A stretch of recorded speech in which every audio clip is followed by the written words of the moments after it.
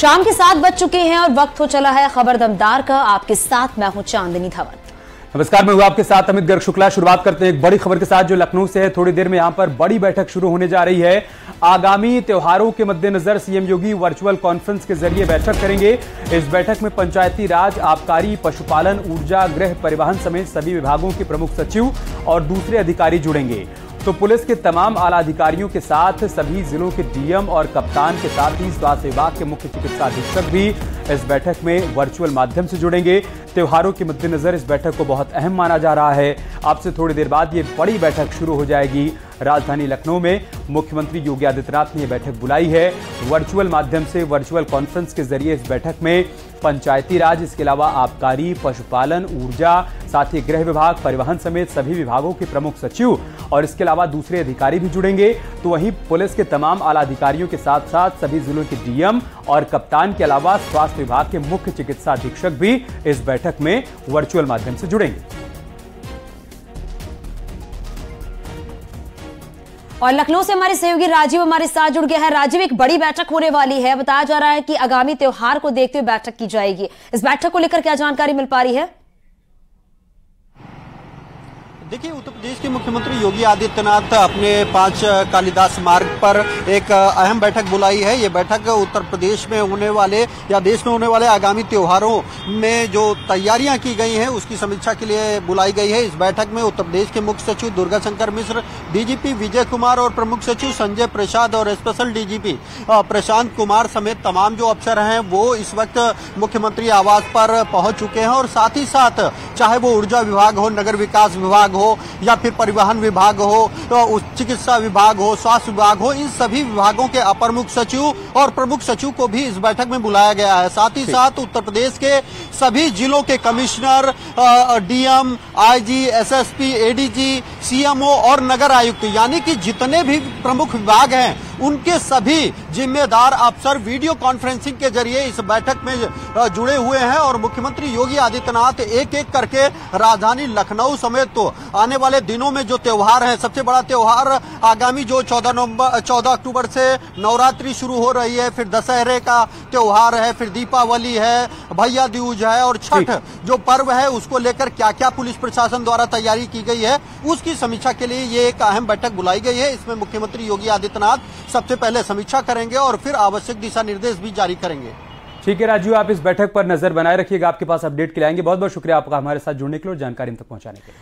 चलिए आगे बढ़ते बात करते हैं। आगरा में एक युवती ने सपा नेता पर गंभीर आरोप लगाए हैं। युवती ने वीडियो वायरल कर आरोप लगाया है कि सपा नेता मनोज गुप्ता ने उसको जूस में नशीला पदार्थ मिलाकर बेहोश कर दिया है और उसके अश्लील फोटो और वीडियो भी बना लिए। जब इसकी जानकारी युवती को हुई तो उसने विरोध किया। विरोध करने पर सपा नेता ने ब्लैकमेल किया। पुलिस अधिकारियों का कहना है कि युवती की तहरीर पर मुकदमा दर्ज कर लिया गया है और जांच शुरू हो गई है। आगरा में एक युवती ने सपा नेता पर गंभीर आरोप लगाए हैं। युवती का आरोप है कि सपा नेता मनोज गुप्ता ने उसको पहले जूस में नशीला पदार्थ दिया, उसके बाद उसके अश्लील फोटो और वीडियो बना लिए। इतना ही नहीं, युवती को ब्लैकमेल करने लगा और उससे अपनी बात मनवाने के लिए कहने लगा। युवती ने जब उसकी बात नहीं मानी तो उसके फोटो और वीडियो सोशल मीडिया पर वायरल करने की धमकी दे डाली। युवती ने आरोप लगाया है इसके बाद सपा नेता मनोज गुप्ता उसके घर पर आया और उसके साथ मारपीट की, जिसकी शिकायत उसने थाना न्यू आगरा में दर्ज कराई थी। युवती ने पुलिस पर भी आरोप लगाए हैं कि उसकी सुनवाई नहीं हुई। पुलिस ने मुकदमा हल्की धाराओं में लिखा, जो मारपीट की धाराएं होती हैं उन धाराओं में मुकदमा लिखा, जबकि उसका अश्लील वीडियो और फोटो बनाए गए थे। अब युवती ने एक वीडियो वायरल करके सूबे के मुख्यमंत्री योगी आदित्यनाथ से न्याय की गुहार लगाई है। जो वीडियो आगरा में सोशल मीडिया पर तेजी से वायरल हो रहा है। हालांकि वायरल वीडियो के संज्ञान के बाद पुलिस अधिकारियों का कहना है कि इस मामले में मुकदमा दर्ज कर लिया है, जांच पड़ताल की जा रही है, जल्दी आरोपी को गिरफ्तार कर जेल भेजा जाएगा। कामिर कुरैशी, न्यूज़ 18 आगरा। बागपत में एक मुस्लिम महिला ने अपने पति पर 3 तलाक देने और अश्लील वीडियो बनाकर ब्लैकमेल करने का आरोप लगाया है। महिला का आरोप है कि पति दूसरी शादी करना चाहता है और उससे 2 लाख रुपए की मांग भी कर रहा है। एसपी ऑफिस पहुंची महिला ने बताया कि उसके पति ने उसकी अश्लील वीडियो बना ली है। पैसे नहीं देने की स्थिति में वीडियो वायरल करने की धमकी भी दे रहा है और साथ ही महिला ने पति पर दूसरी शादी करने का आरोप भी लगाया। ये पूरा मामला बागपत खेकड़ा थाना क्षेत्र का है।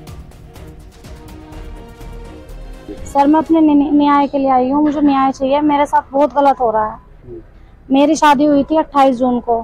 मेरी शादी होने के बाद में उसके घर वालों ने मुझे रखा, फिर मेरे साथ बहुत ज्यादा मारपीट करी और मुझसे 2 लाख की डिमांड करने लगे। उस मेरे जो शोहर थे उन्होंने मेरी अश्लील वीडियो वगैरह बनाई। उसके बाद उन्हें लेकर वो मुझे ब्लैकमेल कर रहा है कि मैंने वायरल कर दूंगा वरना पैसे दो, ये वो इस तरीके से बोल रहा है वो। मैं और अब वो दूसरी शादी भी कर रहा है, मतलब 15 तारीख को वो शादी कर रहा है दूसरी, और मेरा अभी कोई ना डिवोर्स है ना कुछ चीज है, ऐसा कुछ भी नहीं है मेरे साथ में अभी।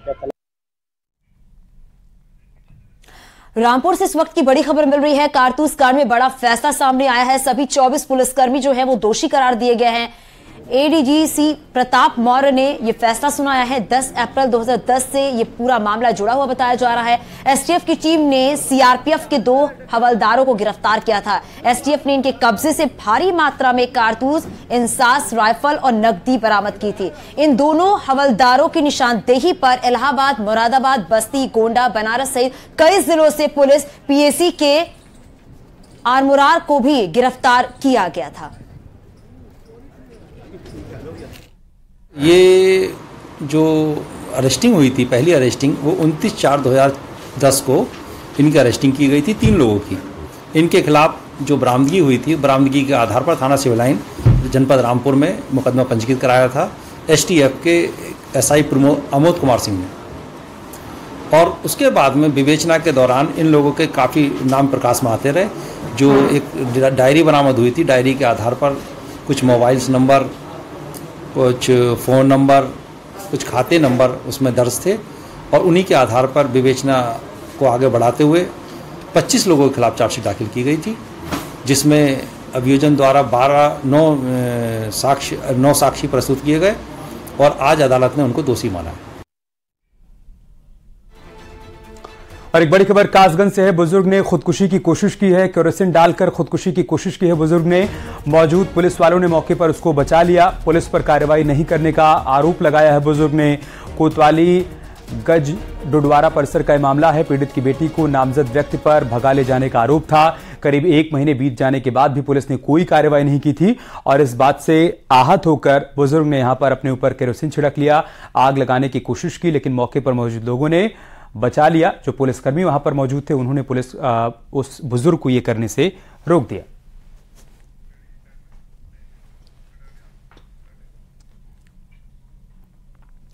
पीलीभीत में स्टेशन रोड पर अतिक्रमण पर एक्शन देखने को मिला और इस दौरान पालिका प्रशासन की टीम और व्यापारियों के बीच नोकझोंक भी देखने को मिली है।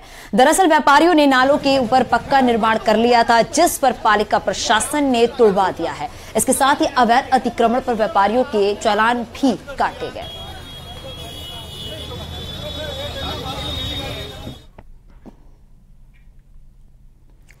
और खबर रामपुर से है, जहां पर राजीव विहार कॉलोनी में एक घर में खाना बनाते वक्त अचानक से आग लग गई।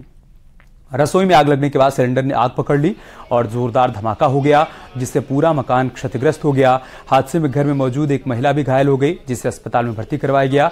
सूचना के बाद मौके पर पहुंची फायर ब्रिगेड की गाड़ी ने कड़ी मशक्कत के बाद आग पर काबू पाया। को अवैध तरीके से भारत में बसाने वाले गिरोह का खुलासा हुआ है। यूपी एसटीएफ ने 3 आरोपियों को गिरफ्तार कर लिया है। यह गिरोह विदेशी फंडिंग से भारत विरोधी गतिविधियों को बढ़ावा दे रहा है। बांग्लादेश के रहने वाले आदिल उर रहमान को एटीएस ने गिरफ्तार किया। आदिल के कब्जे से नकली भारतीय आधार कार्ड, पासपोर्ट भी बरामद किए गए हैं। पश्चिम बंगाल के रहने वाले शेख नजीबुल हक और अबू हुरैरा गाजी ने यह फर्जी भारतीय आईडी बनवाई थी। ये दोनों मौजूदा वक्त में सहारनपुर के देवबंद में रह रहे थे। इन दोनों को भी यूपी एसटीएफ ने गिरफ्तार कर लिया है। यह गिरोह अवैध बांग्लादेशी नागरिकों की फर्जी भारतीय आईडी बनवाया करता था। फिलहाल तीनों आरोपी यूपी के सहारनपुर में रह रहे थे।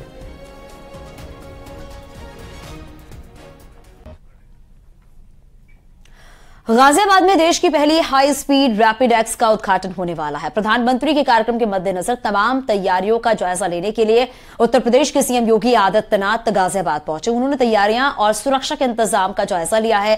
प्रधानमंत्री नरेंद्र मोदी नवरात्र के दौरान ही 16 अक्टूबर को रैपिड रेल का उद्घाटन करने गाजियाबाद पहुंचेंगे। पीएम मोदी देशवासियों को यहां देश की पहली रैपिड रेल की सौगात देंगे। इस दौरान पीएम नरेंद्र मोदी जनसभा को भी संबोधित करेंगे।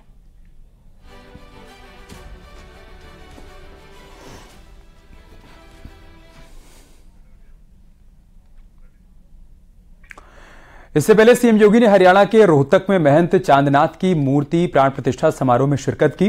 इस मौके पर आरएसएस प्रमुख मोहन भागवत भी मौजूद थे। रोहतक पहुंचने पर महंत बालकनाथ ने उनका स्वागत किया। योगी आदित्यनाथ गोरक्ष पीठाधीश्वर के साथ ही भेषबारा पंथ योगी महासभा के अध्यक्ष भी हैं। इस मौके पर सीएम योगी ने कहा कि सनातन सबसे पुराना धर्म है और हमें सनातन धर्म की रक्षा के लिए काम करना चाहिए। जितने भी मत हैं, संप्रदाय हैं, उसी सत्य की पुनर्स्थापना के लिए, उसकी पुनर्प्रतिष्ठा के लिए अपने आप को समर्पित किए हुए हैं। रास्ते अलग अलग हो सकते हैं, लेकिन मंजिल एक है और वह मंजिल है सत्य सनातन धर्म की पुनर्स्थापना के कार्य को एकजुट होकर के पूरी मजबूती के साथ स्थापित करना। अखिलेश पर ब्रजेश पाठक का पलटवार, सर्वेंट डिप्टी सीएम बोलने पर निशाना साधा है। अखिलेश राजघराने से आते हैं। पाठक मैं जनता का नौकर हूं, ब्रजेश पाठक ने इस बात को कहा। और क्या कुछ उन्होंने कहा, सुनाते हैं आपको। मुखिया अखिलेश यादव जी का हृदय से आभार प्रकट करता हूं। उन्होंने मुझे सर्वेंट डिप्टी सीएम कहा है, ये सही है। मैं जनता के सेवक के रूप में, नौकर के रूप में प्रदेश की जनता के लिए काम करता हूं।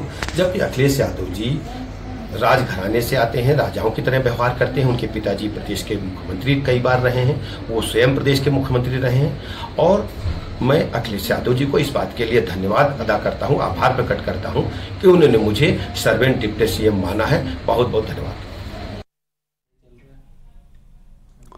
दरअसल अखिलेश यादव राम मनोहर लोहिया को श्रद्धांजलि देने के लिए पहुंचे थे और इसी दौरान पत्रकारों से बातचीत में डिप्टी सीएम ब्रजेश पाठक को उन्होंने सर्वेंट डिप्टी सीएम बताया था। सर्वेंट डिप्टी मिनिस्टर का जवाब नहीं देते हैं, सर्वेंट डिप्टी चीफ मिनिस्टरों का जवाब नहीं देते हैं। और इसलिए नहीं देते हैं कि कोई जिम्मेदार अगर है तो वो मुख्यमंत्री खुद जिम्मेदार हैं। 25,000 की नामी बदमाश शहजाद को गिरफ्तार किया। मुठभेड़ में शहजाद के पैर में गोली लगी, जिससे घायल अवस्था में अस्पताल में भर्ती कराया गया। मुठभेड़ निजामाबाद इलाके में शेरपुर तिराहे के पास हुई, जहां पर गाड़ियों की चेकिंग के दौरान पुलिस ने जब बदमाश शहजाद को रोका तो उसने पुलिस टीम पर फायरिंग कर दी, जिसके बाद जवाबी कार्रवाई में पुलिस की गोली उसके पैर में लगी और पुलिस ने उसे पकड़ लिया। बदमाशों के बीच में कचनिया बाग के पास मुठभेड़ हुई है, जिसमें सरफराज नाम का बदमाश जो 25,000 का इनामी था, इसके दाहिने पैर में गोली लगी है। यह बदमाश पशु चोरी व गौवध के मुकदमों में वांछित चल रहा था व इसके ऊपर 3 मुकदमे पहले से हैं। इस गैंग के 2 सदस्यों की गिरफ्तारी की जा चुकी है व 2 की गिरफ्तारी शीघ्र ही की जाएगी व इस पूरे गैंग पर गैंग स्ट्राइक की कार्रवाई, प्रॉपर्टी जब्तीकरण की कार्रवाई व गैंग पंजीकरण की कार्रवाई भी इनके विरुद्ध की जाएगी। खबर जौनपुर के मुंगरा बादशाहपुर से है, जहां पर पुलिस और बदमाशों के बीच मुठभेड़ हुई है। पुलिस की जवाबी कार्रवाई में एक बदमाश के पैर में गोली लगी है, जिसे गिरफ्तार कर अस्पताल में भर्ती कराया गया। बदमाश के कब्जे से लूटी हुई पिस्टल, जिंदा कारतूस, बाइक और 6,000 रुपए बरामद किए गए हैं, जबकि 3 बदमाश अंधेरे का फायदा उठाकर भागने में कामयाब रहे। जनपद जौनपुर के कुशल नेतृत्व में बीती रात थाना मुंगरा अंतर्गत मधुपुर के पास संयुक्त पुलिस टीम के द्वारा चेकिंग के दौरान एक मुठभेड़ हुई, जिसमें एक बदमाश मौके से पकड़ा गया। इसके कब्जे से एक 32 बोर पिस्टल, 2 जिंदा कारतूस, 4 खोखा कारतूस, लूट के 6,000 रुपये, एक मोबाइल, एक पल्सर मोटरसाइकिल ये बरामद हुई। लखीमपुर खीरी में नाबालिग छात्रा की हत्या के मामले में एक्शन लिया गया है। पुलिस ने आरोपी को गिरफ्तार कर लिया। इस मुठभेड़ में आरोपी के पैर में गोली लगी। नाबालिग से रेप की कोशिश की गई थी। रेप नहीं कर पाने पर उसकी हत्या कर दी गई थी। तिकुनिया कोतवाली का यह मामला है। पुलिस ने इस मामले में आरोपी को गिरफ्तार किया है।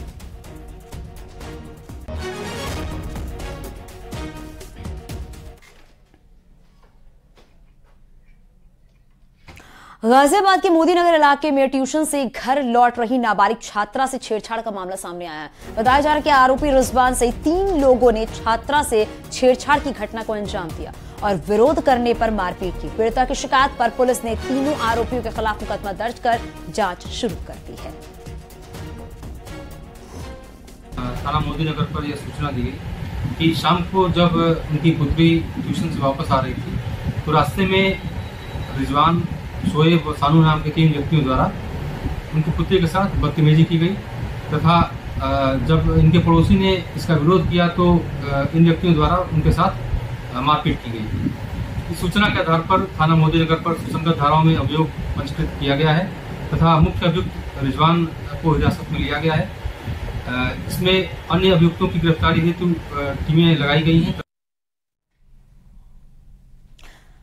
अयोध्या के धन्नीपुर गांव में मस्जिद कैसी होगी, इसको लेकर आज मुंबई में बैठक की गई है। सुन्नी वक्फ बोर्ड के अध्यक्ष जुफर अहमद फारूकी ने इस बैठक में शिरकत की है। मस्जिद के लिए पहली ईंट दी गई है। पहली ईंट जफर फारूकी के हाथों में सौंपा गया है और इस बैठक में यूपी के सभी बड़े मुस्लिम मौलाना मौजूद रहे। अयोध्या में बनने वाली मस्जिद की पहली झलक भी दिखाई गई।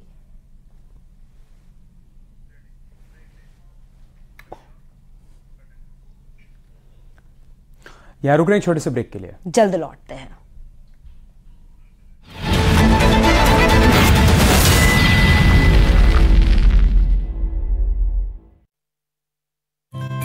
मूवी हम तुम्हें चाहते हैं 13 अक्टूबर। और अब खबर आगरा से। भारतीय महिला क्रिकेट टीम की खिलाड़ी ताजमहल का दीदार करने के लिए पहुंची। दोपहर जैसे ही महिला क्रिकेट टीम के खिलाड़ी ताजमहल के अंदर पहुंचे तो पर्यटकों में उनके साथ फोटो खिंचवाने की होड़ मच गई। सभी खिलाड़ियों ने ताजमहल के अंदर अलग अलग जगहों पर फोटो खिंचवाई। क्रिकेट प्लेयर्स तकरीबन 1 घंटे ताजमहल के अंदर ही रहे और गाइड से ताजमहल के इतिहास के बारे में जानकारी ली। उस दौरान की तस्वीरें भी हम आपको दिखा रहे हैं। भारतीय महिला क्रिकेट टीम के तमाम खिलाड़ी जो कि ताज का दीदार करने के लिए पहुंची थी, उन्होंने यहां पर फोटो सेशन भी करवाया।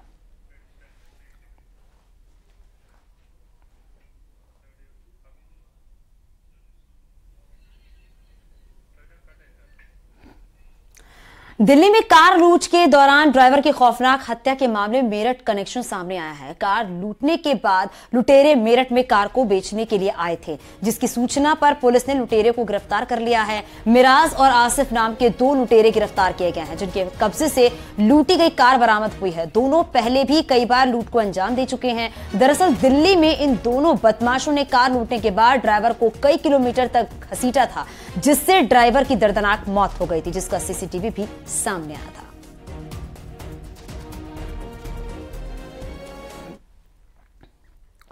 दिल्ली के लाडूसराय इलाके में एक तरफा प्यार में सनकी आशिक ने कार में लड़की को चाकू मारकर घायल कर दिया। आरोपी गौरव गाजियाबाद का रहने वाला है। लोगों ने आरोपी को पकड़कर पुलिस के हवाले कर दिया और अब पुलिस उससे पूछताछ कर रही है कि ऐसा करने के पीछे का कारण क्या है और साथ ही साथ पूरे मामले की जांच पड़ताल की जा रही है। दिल्ली से खबर हम आपको बता रहे हैं, जहां पर सनकी ने लड़की पर हमला किया, चाकू से उसे हमला कर घायल भी कर दिया। फिलहाल मौके पर मौजूद लोगों ने दौड़ाकर उसको पकड़ लिया। उसका नाम गौरव बताया जा रहा है। लोगों ने उसे पुलिस के हवाले कर दिया है। पुलिस अब उससे पूछताछ कर रही है। दूसरी तरफ पीड़िता को अस्पताल में भर्ती कराया गया है, जहां उसका इलाज चल रहा है। तो सनकी आशिक ने चाकू से लड़की पर हमला कर दिया और उसे बुरी तरीके से घायल कर दिया।